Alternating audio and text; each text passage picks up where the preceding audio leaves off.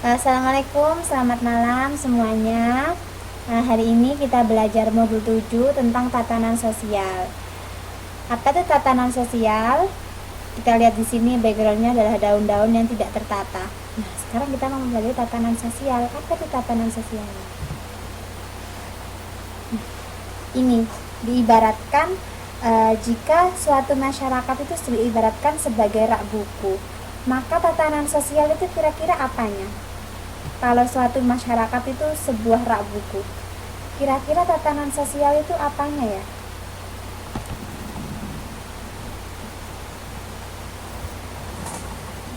Bukunya. Tatanan sosialnya apa? Tatanan sosial isinya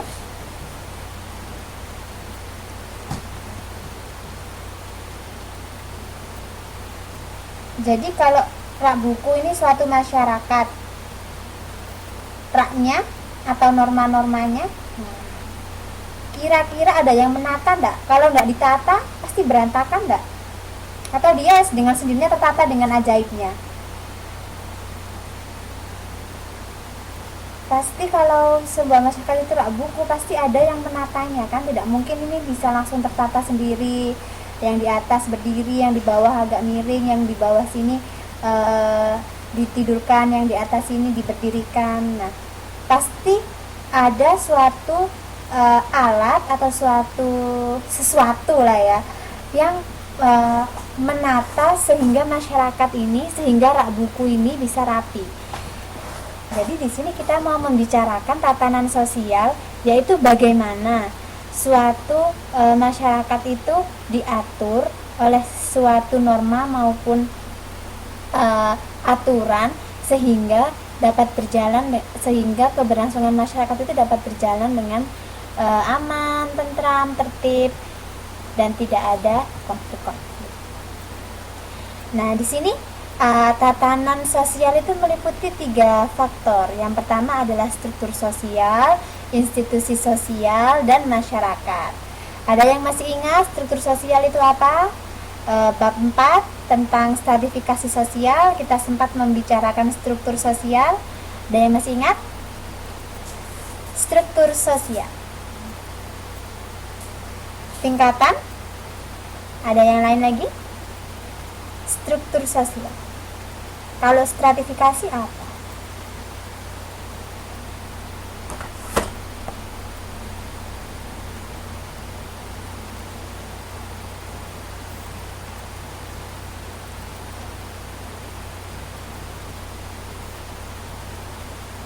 Struktur sosial.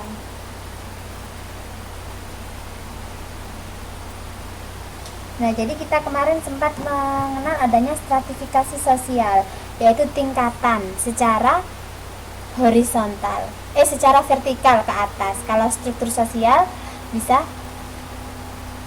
horizontal atau vertikal. Nah, kalau institusi sosial, ada yang masih ingat, dikatakan institusi berarti dia merupakan suatu institusi, lembaga, betul, sip. Nah, kalau masyarakat itu apa? Ada loh pengertiannya, masyarakat adalah bla bla bla.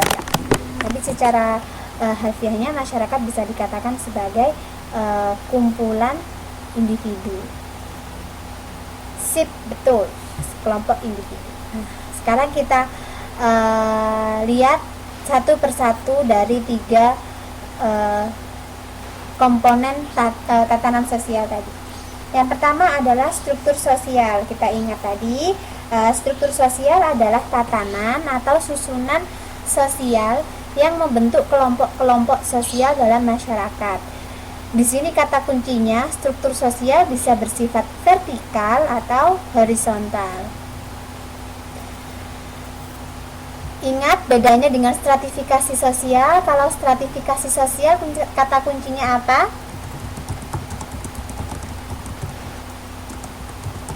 Kalau stratifikasi, tingkatannya bersifat vertikal. Jadi kalau stratifikasi sosial, betul sekali Mbak Asnawati, kata kuncinya adalah vertikal. Jadi kalau stratifikasi dia pasti ke atas bawah. Kalau horizontal itu apa?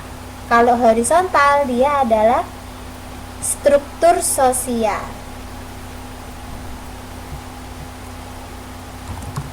Contohnya apa? Contohnya stratifikasi sosial apa? Contohnya stratifikasi sosial mungkin pada masyarakat Bali gitu ya, ada kasta Brahmana, ada kasta Satria, dan ada kasta Sudra. Berarti dia bertingkat atas ke bawah. Kalau struktur sosial bisa vertikal seperti tadi, golongan kaya, menengah, dan miskin, atau horizontal. Jadi dia bisa vertikal atau horizontal. Kalau horizontal contohnya apa? Ini mahasiswa UT di Taiwan, mahasiswa UT di Korea, mahasiswa UT di Indonesia. Jadi dibedakan berdasarkan wilayah. Bagaimana tentang stratifikasi sosial dan struktur sosial? Jangan sampai terbalik ya. Oke, kita lanjut lagi. Ini definisi struktur sosial ini ada banyak menurut George Simmel, George C. Hamnas, William Cornbull, Sarjono Sukanto, dan Erich Gude. Ada beberapa tokoh yang memberikan pengertian atau definisi tentang struktur sosial, tapi secara inti, secara simpelnya tadi bisa dikatakan bahwa suatu struktur sosial merupakan tatanan atau susunan sosial yang membentuk kelompok-kelompok dalam masyarakat, di mana kelompok tersebut bisa vertikal atau horizontal. Nah, ini ciri dari struktur sosial itu ada dua. Yang pertama adalah organisasi, di mana dia itu pasti terorganisasi secara pasti. Kemudian yang kedua stabilitas, karena dia sudah ada organisasinya, maka dia stabil sebagai suatu kumpulan individu yang terorganisir, maka dia akan statis dan dinamis.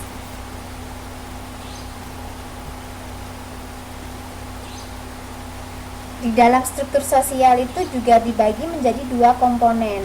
Yang pertama adalah status sosial dan yang kedua adalah peranan sosial. Masih ingat apa itu status sosial?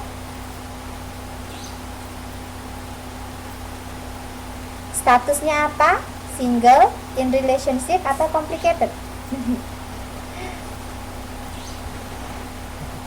Itu namanya status Facebook ya. Kalau status sosial, betul sekali kata Mbak Brigita, adalah posisi, di mana posisi seseorang di dalam suatu masyarakat. Sip, betul sekali Mbak Brigita. Nah, kalau peranan sosial apa?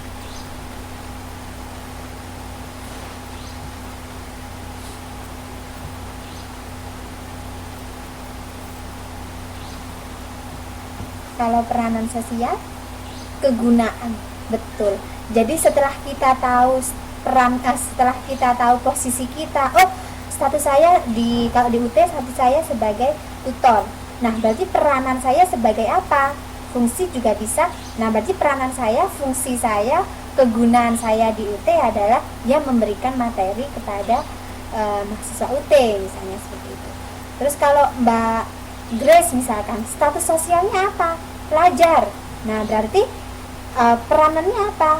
Harus belajar, mengikuti TTM dan yang sip. Nah, jadi di sini kita bisa melihat ini pengertiannya.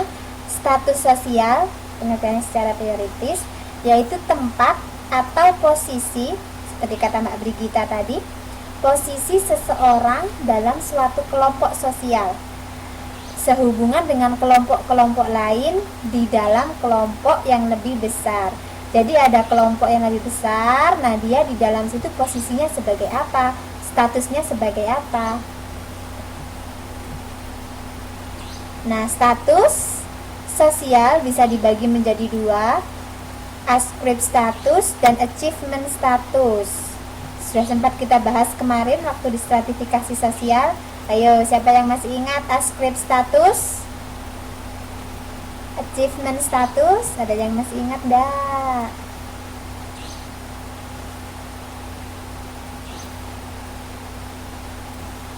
Ascript yang sudah tersedia Iya, bisa dicontohkan Mbak Brigita seperti apa status yang sudah tersedia itu?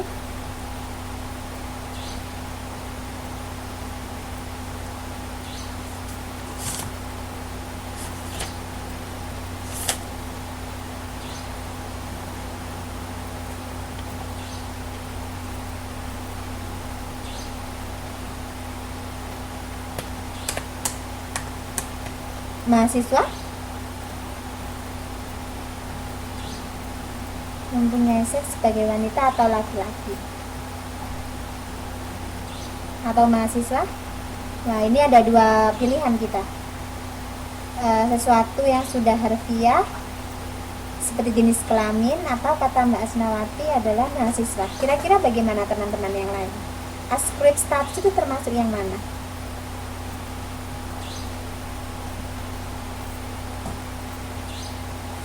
Gender. Kalau mahasiswa itu acif tuh katanya Mbak Brigita. Kalau begitu pengertiannya acif apa dong Mbak Brigita?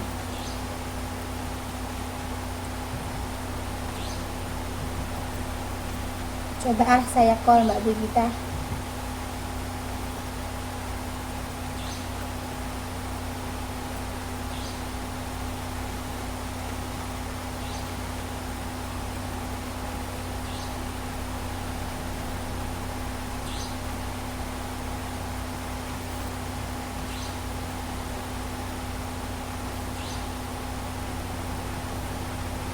Halo Mbak Brigita.